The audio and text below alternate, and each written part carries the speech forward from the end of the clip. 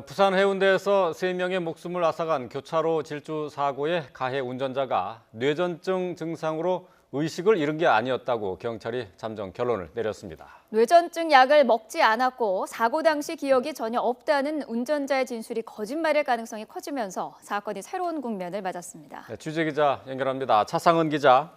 네, 부산지방경찰청입니다. 사고 당시 가해 운전자가 의식이 없었다 이렇게 얘기를 했는데 경찰은 다른 판단을 내렸습니다. 어떤 이유입니까?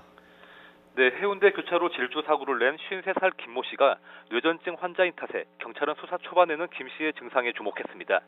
운전 중 발작을 일으켜 차량을 제어하지 못했을 가능성이 있다고 봤지만 그동안 진행한 수사에서 이런 사실이 뒤집힐 수 있는 증거들이 나왔습니다. 김 씨가 횡단보도를 덮친 지점에서 500m쯤 떨어진 도로에서 다른 차량과 추돌 사고를 내고는 달아나는 영상을 확보한 겁니다. 김 씨는 2차로에서 사고를 내고는 비어있는 3차로로 차선을 변경해 달린 것으로 조사됐습니다. 달리는 버스 사이를 아슬아슬하게 통과하는 모습도 담겨 있습니다.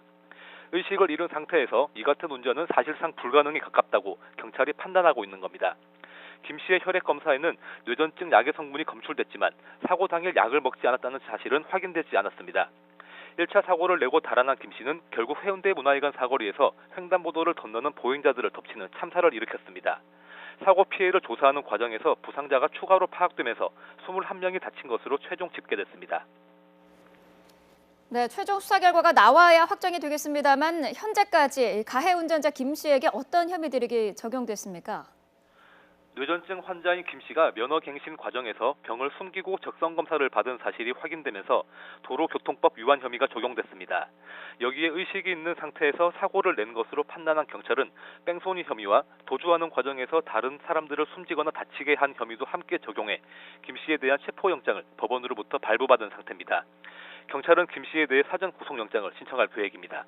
지금까지 부산지방경찰청에서 YTN 차상은입니다.